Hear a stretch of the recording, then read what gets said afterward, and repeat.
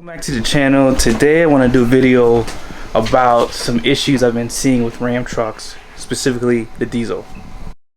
Now this isn't like a mechanical issue, it's really just a supplier issue. So as you guys know, I do have a Ram 3500 and I just had to reduce something I did. I did a video on it, I'll put it at the end of this one, but it's pertaining to fuel filters. So as you guys know, there's not a lot of fuel filters out there. So if you do a lot of miles, it's probably a good idea to start stocking up on a few. The only problem is most suppliers are not allowing you to buy more than 2 pairs, basically the front filter in the engine bay and the one on the chassis. So what I'm recommending in this video is start doing some research now. We've been traveling full time and I ran through my fuel filters this time around, so I'm pretty much right at the cusp. I think I had like 9% life left on them, and I wanted to go through a few things in this video to help you just to better determine what filters to buy. And this is just my opinion. I'm a stickler for a reliable car, and if you are too, this video is for you. So let's go ahead and get into it.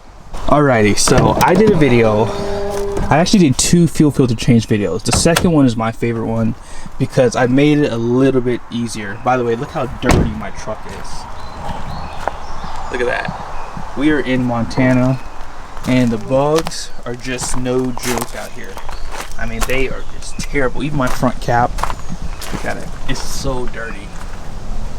I'm gonna ask the campground if I can wash, because they say you can't, but if you flash a $20 bill at anybody, everyone's for sale these days. Alrighty, so here's what I did. As you guys know, the fuel filter that's in the engine bay has a canister. You can see it right there. I hope you can see it. It's so dark in here. And there's like a drain.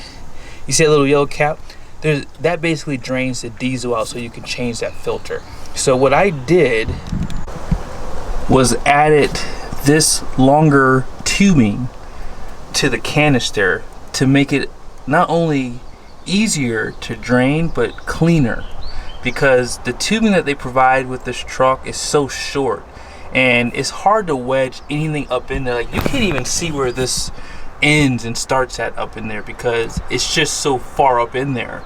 So I did wind up wedging something in there to get it to not be so messy, but it was still a little messy and it was harder. So this tubing, all I have to do is just pull this down like so, and then bam, I just drain it into a bottle that I have, and that's it. So if you want to do it this way, it was not easy to do this small little update, but it's definitely worth it if you have the patience and skill. So the issue that I've been seeing right now with owning a diesel is, as you see in the world, everyone seems to be behind. And normally I get my fuel filters probably about a week before I do the service myself. I typically always do my own fuel filter changes because dealerships want $300 to $400 to do something that takes probably about an hour time frame. I normally take it really slow when I do it. I could probably do it in 30 minutes, but I allow the fuel to drain, and I'm very careful when I open the canisters. I don't want to break anything, so I do take my time with it. I always get my filters from Gino's Garage because they do supply genuine MOPAR parts. Now, despite what you hear, a lot of people will tell you you can use knockoffs off Amazon, and you do have to be careful with Amazon. Sometimes suppliers will put filters in MOPAR boxes, but they're not actually MOPAR filters. So be very careful if you use Amazon. I strongly recommend, if you can get them from a dealer, which I don't buy them from dealers because they're way too expensive. A dealer is going to be about $100 more, you know, for both filters. That's what I've seen. I've seen them almost about $100 more for 2 filters. So I always get them off of either a website that carries them, but 10 times out of 10 so far it's just been Gino's Garage. I was just on their website 2 weeks ago, and they were probably about a week out. So I figured I don't need them right now. I'll just wait. Well, I just checked again, and it was like 8:31, and we're gonna be leaving this campground probably in another 2 or 3 weeks. It's about July, I think it's July 7th today, and so I'm at 9% for my life for my fuel filters, and so I don't want to go to the very end. So here's what I recommend. If you own a diesel, you have to probably buy two pairs of the filters, the front one for the engine bay and the chassis one, because if you wait till the last minute like I'm doing, you could get stuck having to buy them off Amazon like I have to. And I'm hoping that they're the genuine MOPAR filters. Now, I think I did get it from a dealer that has an Amazon store, so I think I'll be fine, and the price of them were in line. But again, if you're getting some MOPAR filters for $20, they're knockoffs. They're not going to be the exact ones. So let's talk about the knockoff fuel filters. If you're going to buy a truck that has a $25,000 engine in it, the silliest thing you could ever do is try to save money on parts that are crucial to the fuel system of your truck. And here's what I mean by that. As you know, Ram did recall the CP4 fuel pump. I have the CP4.1. They did update the fuel pump to a CP4.2 in 2020, and then in 2021 they went back to the CP3, which is what they had in 2018. And so I will never understand why people will still try to save money on these types of things. The same people will complain how unreliable a car is when they don't do the right maintenance on their cars. I've even had dealerships tell me, hey, do not use, aftermarket fuel filters. Even Fleet Guard, although Fleet Guard, from what I have seen, are still making the filters for the Rams, although I did see that they updated them, I believe, not long ago. So they're a little bit different even from when they came out with this truck in 2019. But don't cheap out. Buy the MOPAR filters. If you can't get those, the Fleet Guard should be fine too, because like I said, they do build the filters for MOPAR, and I guess MOPAR just puts their logo on them basically. Something else to consider is how long should you run your fuel filters. I recommend what the manufacturer says. I did change the fuel filters at 10,000 miles one time. I saw no difference, and the only reason why I did that was because of the CP4. I figured, you know what, not a bad idea to have the most fresh fuel filters you can have and not have to worry about any issues. So that's just my opinion. I would go 15,000 miles, or I believe it's 1 year.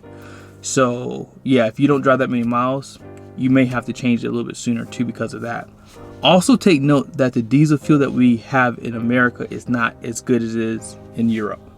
So be very mindful where you get your fuel from. I typically get my fuel from a truck stop because we're towing it as fifth wheel. And even if I'm not towing, I was getting it in Maryland from Southern States, and they advertise 50 cetane premium diesel, and it's a truck stop, so that diesel is getting turned a lot. If you can't get a diesel number 2 or a fuel station that advertises premium diesel, that's okay. You just have to try to get it from like a truck stop or some place where you can see that it gets turned a lot, because in a lot of cases you could be getting old diesel. I've had it happen to me once. I did a video on it. My truck was running really crappy.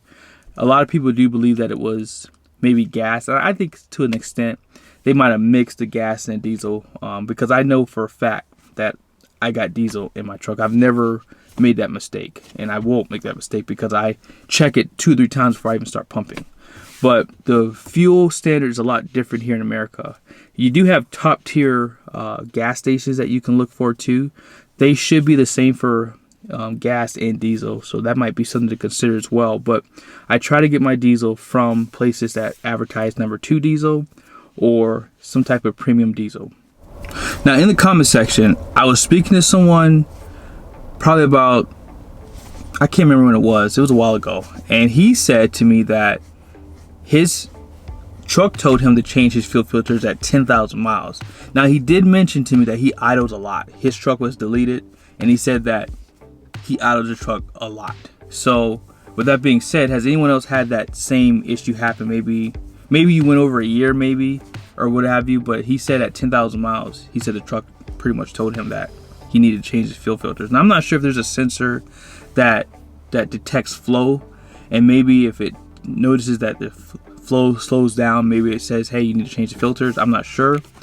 I'm not really sure about that, so that's something else. If you have a little bit more knowledge about that, that'd be good to know. But hey guys, thank you so much for watching this video. I hope it was helpful. Really quickly, let me just flex real quickly. We are in Essex, Montana. And if I have ever told you anything, listen to this. If you've never been here to Montana, you gotta visit this area. Many glaciers, St. Mary's, 2 medicines that we're going there later this week.